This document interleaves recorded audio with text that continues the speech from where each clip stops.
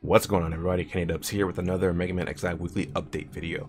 I wasn't going to make one of these this week because I didn't feel like it was really necessary. We covered all the things last week that were coming up this week as well, because this is just going to be week 2 from the previous week.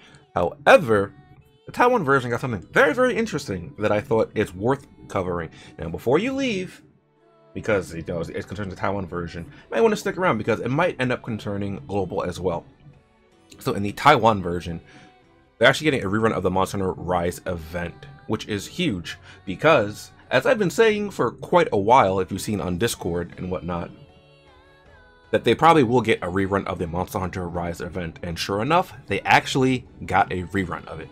So what that means is that it's likely that Global will get one as well. Now, why is that relevant? That is relevant because we have access to the DNA system. And units typically don't get released anymore with their DNA. Or on their, a lot of units don't get released on their release banner with their DNA code. And the Monster Hunter characters were released after DNA code was introduced. So, odds are the Hunter R, Hunter V, and Breathless Armor X will get their DNA code after the rerun of the event, which is cool because I was not playing the Taiwan version when that happened. But Global got the DNA code a lot earlier. So what I'm thinking is going to happen is, if we get the rerun event in Global, it will be maybe somewhere around the time that Sunbreak drops, which is later this year. I believe it's in like June or July. So we might even see later this year the event rerun. Now again, don't quote me on that. That's just my speculation right now. Take it with a grain of salt. But something else cool that we might see is hidden skills on the Sinister Sword and the Sinister Gatling gun. On top of that, because it's getting a rerun in Taiwan, they might introduce a new character. I'm not entirely sure. Maybe we'll get Hunter I. We get Eco as a hunter, maybe possibly. But I do think it's very, very important to note, because the Monster Hunter event is a collaboration event, and now we've kind of set the precedence for, yes, we will rerun events. So that means the Street Fighter event will likely get rerun at some point as well. So that means those of you that missed out on Ryu, Akuma, and Chun-Li might have another chance at getting her. So I'm assuming it's going to rerun and give them DNA, which will be fantastic because, just giving them DNA, also giving more people chances to get characters they missed out on is pretty cool. Now, I know a lot of people were saying that, it was going to be a one and done event, but I never thought that, because it makes more sense, in my head at least, to one, not reveal your hand, right? Like, first and foremost, they're a business, right? They're not going to tell us everything they've planned. Second, they want people to pull on the banners, right?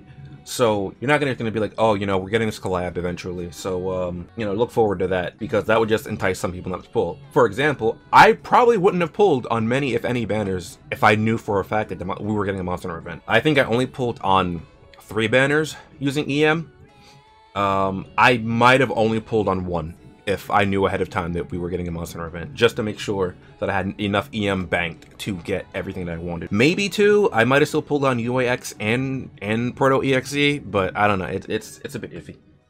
I definitely wouldn't have pulled on Iris, but, and like, that's just one person, that's just me personally, right? I know a lot of other people feel the same way as well, they save up for the banners that they want, and if we know that a collaboration is coming, well, we're just gonna save for that until we can pull on that collaboration banner, right? I know not everyone plays that way, but there's probably a large chunk of people that would follow the same thought process I would. Now, on top of that, part of my other reasoning for thinking that the event would rerun is just due to the fact of power creep. For those of you that play Opera Omnia, you might know of like when Global gets units or LDs before the JP version does. There's like 6 months ahead of us. So in that regard, we have to get the stuff that we get first has to be strong enough to kind of withstand like the test of time. That might not be a very good comparison, but You have to be strong enough to the point where even after power creep comes, they still have to be very viable. You know what I mean? So they have to be far ahead of the curve of what we currently have. So because the Monster Hunter and the Street Fighter units didn't seem that far ahead, because we got DNA shortly after that, I thought to myself, well, they have to rerun it, because if they don't, these units are just gonna kind of get left behind by more, more recent units. And if that happens, that's a really, really bad look, because if they don't rerun the event, they're probably not gonna get DNA. If they don't get DNA, why would I really care about pulling for upcoming collab units? And they're just gonna kind of be forgotten about afterwards. Like, don't get me wrong, I love Monster Hunter, but I'd be a lot less inclined to pull if I didn't think that they were gonna rerun and introduce DNA to these characters, right? Because like I said with Opera Omni earlier, Aranea, Beatrix, VVLD, and a few other stuff that Global got first, they were really, really strong for quite some time, because they had to be strong enough for, for the incoming power creep that they were going to end up facing inevitably. So I think that will wrap up this video. There wasn't really much to talk about. Like I said, I just kind of wanted to cover that real quick, because there's no real update for us this week. We know we're in the second week of the Monster Hunter event. Global's going to get the Rathalos Armor X banner. I think LATAM will be getting their second swimsuit character banner this week. I believe it's Iris.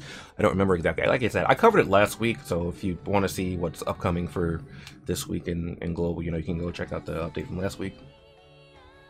But let me know your thoughts down below about how you feel about the Taiwan version getting a run of the Monster Hunter event. Like I said, I think it's extremely likely that we're going to get it as well, because it legitimately doesn't make sense to me if we don't get it, because we even got DNA access earlier than the characters came out and then released with their DNA. So I feel like we're going to have to, because it's like I said, it's going to look really bad if we don't get DNA on these characters. Let me know what you think down below. If you enjoyed this video, be sure to hit it with a thumbs up, comment, or even subscribe. Also, let me know what you think, if you think any other characters might get a Monster Hunter armor. I think Eco is probably the most likely, personally, as she's the only other real navigator. I mean, I guess they could give Zero an armor or something. New weapon would be cool too. But yeah, that's it for me. Later.